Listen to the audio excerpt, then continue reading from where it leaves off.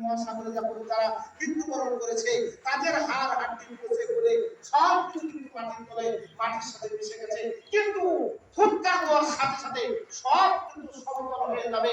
আবার ফুৎকার যখন দেওয়া হবে তখন ওই মহাসাগর থেকে যার যেখানে কবর আছে, যার যেখানে হাড় হাড্ডি আছে, ওখান থেকে মানুষ যখন বের হয়ে যাবে, মানুষ তখন হয়ে যাবে।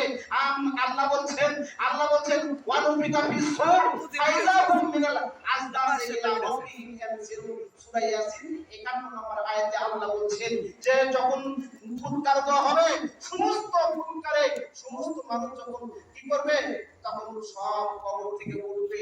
ওটার পরে যখন দেখা যাবে মানুষের পরনে কাপড় থাকবে না, মানুষের পরনে লুঙ্গি থাকবে না, মানুষের পরনে বস্ত্র থাকবে না, বস্ত্রহীন মানুষ যখন উঠবে, ওটার পরে আল্লাহ নবী এই বক্তব্য যখন আয়েশার কাছে শোনাচ্ছেন, আয়েশা শুনে ওযু ধরে কাঁদছেন, ইয়া রাসূলুল্লাহ ইয়া হাবিবাল্লাহ, আপনি যে কথাটা বললেন আমার তো পরনে কাপড় থাকবে না, আমি আপনার স্ত্রী, জীবনে কোনদিন আমার চেহারাটা অন্য মানুষ দেখতে পারে নাই, ইয়া রাসূলুল্লাহ ইয়া হাবিবাল্লাহ, আমার চেহারাটা আমার উলঙ্গ অবস্থায় মানুষ হাজুরের ময়দানে দেখবে। আল্লাহ ইয়া রাসূলুল্লাহ, তাহলে কি অবস্থা আপনার স্ত্রী হয়ে আমার নামটা কি হবে? আল্লাহ নবী বললেন, ও আয়েশা শুনে না করে, ওই দিন এমন কঠিন অবস্থা হবে রে, ওই দিন মানুষ সবাই আকাশের দিকে তাকায় থাকবে, আকাশের দিকে তাকায় থাকবে। ওই ব্যক্তি নিজের ইজ্জত, নিজের ইজ্জতটা নিজের নিচের দিকে তাকাতো ভয় করবে, সাহস পাবে না। তোমার ইজ্জতের দিকে তাকান তো দূরের কথা, আকাশ বলে তাকিয়ে থাকবে, ইয়া নাফসি ইয়া নাফসি বলতে শুরু করবে। আর আমি মুহাম্মদ, আমি ওই দিন বলবো, ইয়া উম্মতি ইয়া উম্মতি ইয়া উম্মতি। আয়েশা শুনে রাখো, ওই দিন এমন জটিল হবে, তোমার ইজ্জতের দিন তাকানো দূরের কথা, ওর ইজ্জত আছে কি না আছে ওটা নিজে তাকায় দেখতে পারবে না। সুবহানাল্লাহ।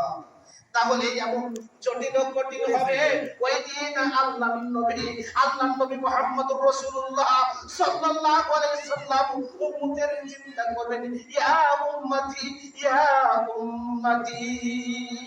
আল্লাহর নবী উম্মতের চিন্তা করবেন, দেখেন নিজের চিন্তা করবেন না, উম্মতের জন্য চিন্তা করবেন। এইজন্য নবীর ভালোবাসাটা করবেন, ভালোবাসাটা যদি নবীর সব সময় নবীর প্রতি আন্তরিকতা মহব্বত করবেন।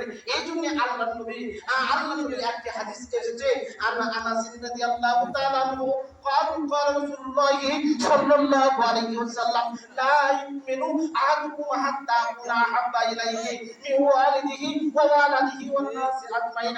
আল্লাহ নবী বললেন, ওই ব্যক্তি ঈমানদার হতে পারবে না যতক্ষণ পর্যন্ত আমি মুহাম্মদ তার বিবি, তার মা, তার বাবা চাইতে বেশি আমাকে মুহাব্বত না করবে, ততক্ষণ পর্যন্ত ওই লোকটা ঈমানদার হতে পারবে না। এই জন্য আল্লাহ নবীকে বেশি বেশি মহব্বত করতে হবে, বেশি বেশি ভালোবাসতে হবে। তাহলেই আপনি নবীর আদর্শ গ্রহণ করে আপনি কবরের সওয়াবের উত্তর দিতে পারবেন। এবার শুনুন, এবার শুনুন, যখন কবর থেকে উঠবে, ওঠার পরে আল্লাহ নবীর হাদিসে এসেছে, মানুষ ওই দিন যখন হাসরের ময়দানে যখন উপস্থিত হবে তখন ওই দিন আল্লাহ ফেরেশতাকে আদেশ করবে, ও ফেরেশতা জান্নাতি মানুষকে বাছাই করে একটি হাদিসে এসেছে, আল্লাহ ফেরেশতা বলবেন, ও রাব্বুল আলামিন,